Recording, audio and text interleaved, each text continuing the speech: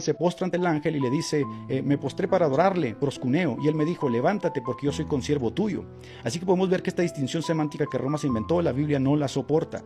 Lo mismo sucede cuando encontramos el verbo proscuneo relacionado a hombres en un contexto de veneración. Por ejemplo, Hechos 10:25, cuando Pedro entró, salió Cornelio a recibirle y postrándose a sus pies, proscuneo, ¿no?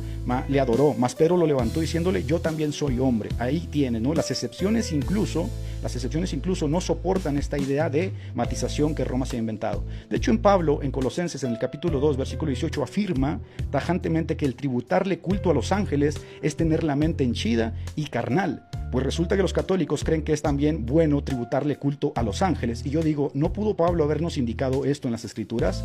Los demás ejemplos de proscuneo están asociados a ídolos y demonios, por lo tanto, no se sigue que esta distinción haya existido en los primeros cristianos. Bien. Uno de los argumentos que ofrecen los cristianos católicos es que este es el argumento de la transición, es decir, lo que adoran no son ídolos, ¿no? Sino representaciones, dicen ellos, de los santos, dándonos a entender que por cuanto nombran a sus imágenes con el nombre de Pedro, María, Judas, esto inhabilita de facto que puedan ser convertidos en ídolos. Bueno, no es necesario que algo sea llamado Dios para que sea tenido por ídolo, pues el vocablo Dios en este contexto está usado de forma genérica, por lo que por ídolo entendemos todo aquello que, habiéndose convertido en objeto de culto, usurpa la adoración que solo a Dios merece. Por ejemplo, en 1 Corintios, en el capítulo 8, versículo 4, Pablo es tajante al decir que el ídolo nada es. Es decir, ontológicamente no pueden existir dos dioses, pero luego el mismo Pablo nos dice que hay muchos dioses y muchos señores, dando a entender que aunque no pueden existir ontológicamente dos dioses, hay muchas personas que tributan honra, culto, veneración o adoración a objetos, estatuas, personas o criaturas que solo son debidas a Dios. No es él. Hay una gran diferencia entre una imagen y un ídolo. Una imagen es cualquier tipo de estatua o fotografía que representa a algo a alguien, mientras que un ídolo, ¿qué es? Un falso Dios que se pone en lugar de Dios, como en el caso del becerro de oro. Incluso hay que decir que para ser idólatra no se ocupa necesariamente de tener imágenes. Tenemos el ejemplo de los antiguos griegos que eran paganos, sin embargo ellos adoraban al Dios desconocido. Como era un Dios desconocido, no tenían imagen de ese Dios en el altar, pero aún así lo adoraban, o sea, eran idólatras. Ahora, ¿cuántas personas hoy en día también son idólatras de la fama y del dinero y no necesitan sacar una bolsa de billetes o de monedas en procesión por las calles o besarla o chuparla, como diría el señor Pacheco, para ser idólatras? Cuando en la Biblia se habla de prohibición de imágenes, se está refiriendo a ídolos, en este caso, a las divinidades paganas de esa época y no a cualquier tipo de imagen. Ahora, segundo, Dios mismo mandó hacer imágenes. Así es, en todas las Biblias del mundo vamos a encontrar muchos pasajes donde Dios mismo mandó hacer imágenes y las mandó a colocar en lugares sagrados, como por ejemplo el Arca de la Alianza. Esto lo vemos en Éxodo 25:18. Asimismo, harás dos querubines de oro macizo labrados a martillo y los pondrás en las extremidades del lugar del perdón, uno a cada lado. Bueno, aquí la Biblia claramente nos dice que Dios mandó hacer imágenes de dos ángeles y ordena colocarlas en su templo, y allí Él se iba a manifestar, por lo que son imágenes que están relacionadas con el culto a Dios. Tan es así que Dios hablaba en medio de esas imágenes, como lo dice Éxodo 25:22. Y de allí me declararé a ti y hablaré contigo sobre el propiciatorio, de entre los dos querubines que están sobre el arca del testimonio, todo lo que yo te mandare para los hijos de Israel. Es obvio que si Dios las mandó a hacer es porque Él no está contra las imágenes. Lo que Él rechaza no es tener imágenes, sino dioses falsos, que es algo muy diferente. Tercero, el rey Salomón también mandó a hacer imágenes para el templo de Dios. Y esto es algo que hay que subrayar, porque no solo Dios mandó a hacer imágenes, sino también el rey sabio. En la escritura encontramos que hay un rey que se distinguió grandemente por su sabiduría y su inteligencia, y ese fue precisamente el rey Salomón. Pues bien, vamos a leer lo que mandó a hacer este rey. En Primera de Reyes 6:2, Salomón construye el templo a Dios, dice el texto. La casa que el rey Salomón edificó al Señor tenía 60 codos de largo y 20 de ancho y 30 codos de alto. Luego, en Primera de Reyes 6:23, hizo dos ángeles, o sea, dos querubines de 5 metros de alto. Oiga, eran imágenes bastante grandes. Hizo también en el lugar santísimo dos querubines de madera de olivo, cada uno de 10 codos de altura. Finalmente, Primera de Reyes 7:29 nos cuenta que el panel estaba lleno de imágenes de leones, de bueyes y de ángeles. Y sobre aquellos tableros que estaban entre las molduras había figuras de leones, de bueyes y de querubines, y sobre las molduras de la basa, así encima como debajo de los leones y los bueyes, había unas añadiduras de bajo relieve. Hermanos, Por un lado, tenemos al protestantismo diciendo que la Biblia prohíbe hacer y tener imágenes, y por otro lado, tenemos al rey Salomón haciendo imágenes y colocándolas en el templo para rendirle culto a Dios. Y ojo, porque estas imágenes Salomón las mandó a hacer sin consultarle a Dios, y al final a Dios le agradaron. Entonces, ¿a quién le hacemos caso? ¿Al señor Pacheco o al rey Salomón? Sin duda que nos quedamos con el rey sabio Salomón. Cuarto, arrodillarse ante imágenes y personas es totalmente bíblico. Así como lo oyen, es común oír decir a los protestantes que el arrodillarse ante una persona o ante una imagen es idolatría, que Dios prohíbe rendirle culto de esa manera y que por eso los católicos somos idólatras. Eso es falso y es una muestra más de la mala interpretación bíblica que hace el protestantismo de esto. Cuando en la Biblia se habla del caso de Pedro o del ángel que mencionó Pacheco, que dicen que no se arrodillen delante de ellos, es porque los que lo hicieron estaban considerándolos como dioses, es decir, ellos creían que eran dioses.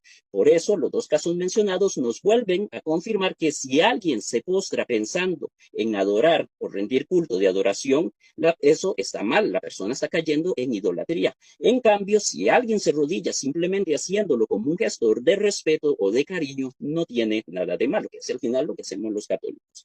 Ahora, eso no lo digo yo, eso lo dice la palabra de Dios cuando nos pone ejemplos de personas que se arrodillaron ante imágenes u otras personas y no se les condenó por idolatría. Tenemos arrodillarse ante imágenes, Josué 7:6. Entonces Josué y todos los jefes de Israel rasgaron sus vestiduras, se cubrieron de ceniza la cabeza y permanecieron postrados delante del arca de Yahvé. Arrodillarse ante personas, segunda de Reyes 4:27. Llegó hasta el hombre de Dios y se postró a sus pies. Este es un importantísimo caso, hermanos, porque aquí vemos cómo una mujer se inclina ante un hombre santo, en este caso el profeta Eliseo, y no es condenada a la mujer por idolatría. Por lo tanto, es completamente válido y bíblico inclinarse a los santos.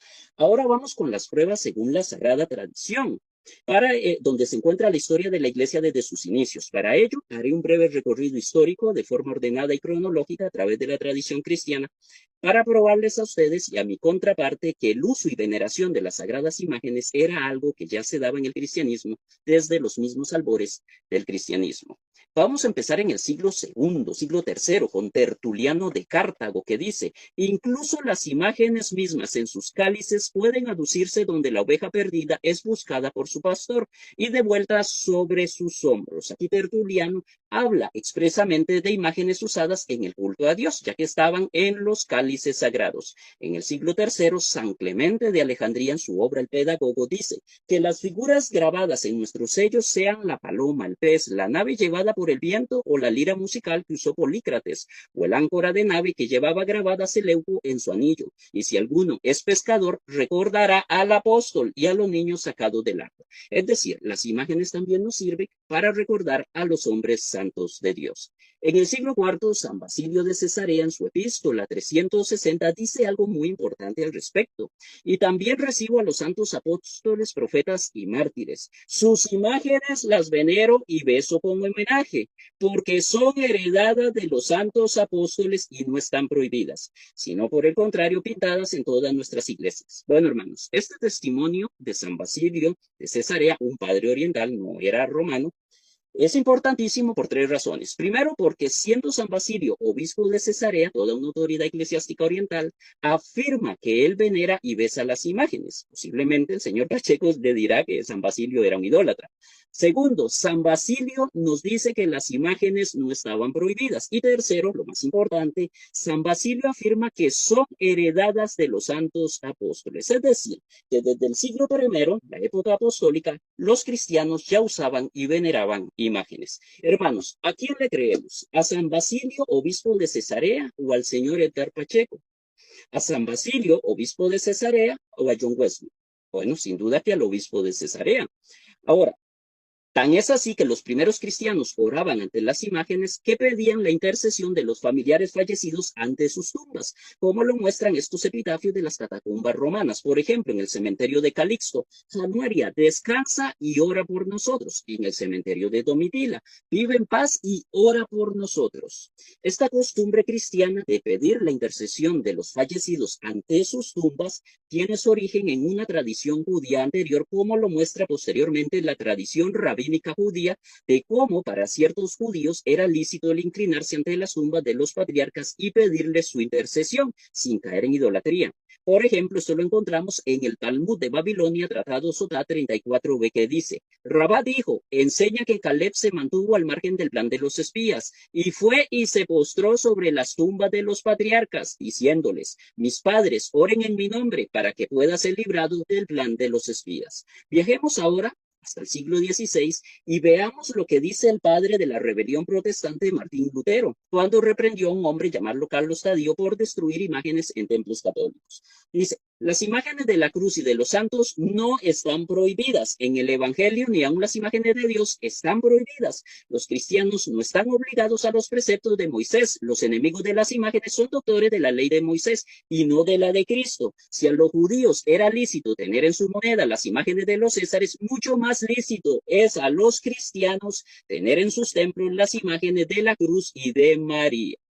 Hay que decir que si bien había otros padres de la iglesia que hablaron contra las imágenes, como dijo el señor Pacheco, es bueno aclarar que los dogmas de fe, las reglas eclesiásticas y las tradiciones de la iglesia se definen en concilios, que son la máxima voz de autoridad de la iglesia, y no en opiniones personales de algún católico o de varios católicos fuera del concilio.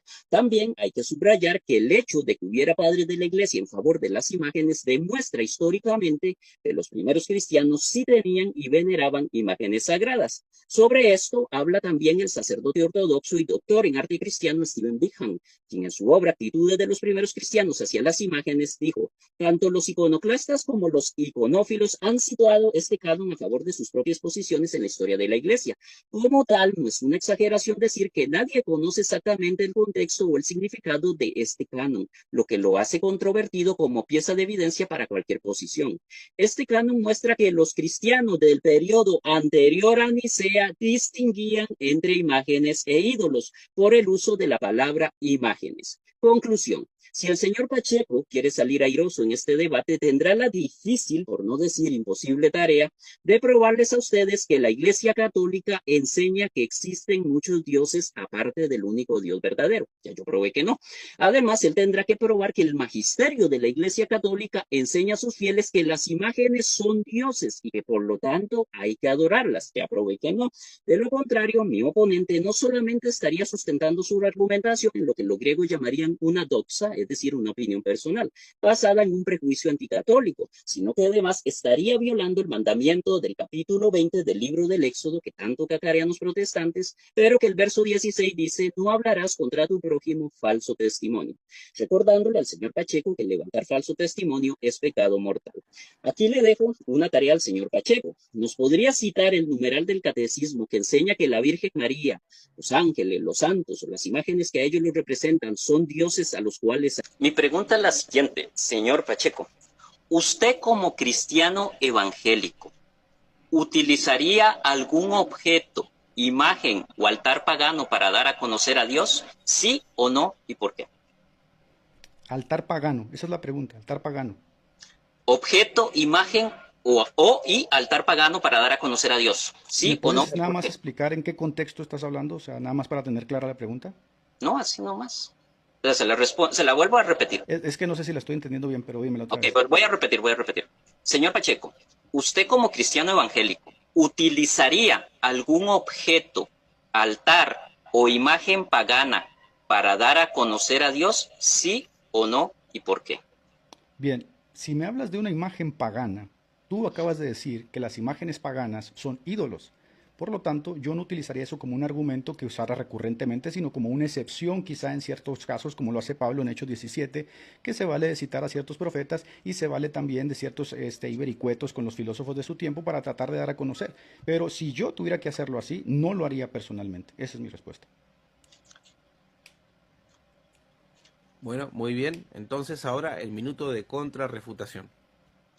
Bueno, aquí vemos cómo el señor Pacheco pues prácticamente contradijo al apóstol San Pablo, porque San Pablo sí lo hizo. Ahora, si San Pablo utilizó un altar pagano para dar a conocer a Dios, ¿cuánto no más nosotros los católicos vamos a utilizar imágenes cristianas, no paganas, para dar a conocer a nuestro Señor Jesucristo? Que al final todo es para Dios.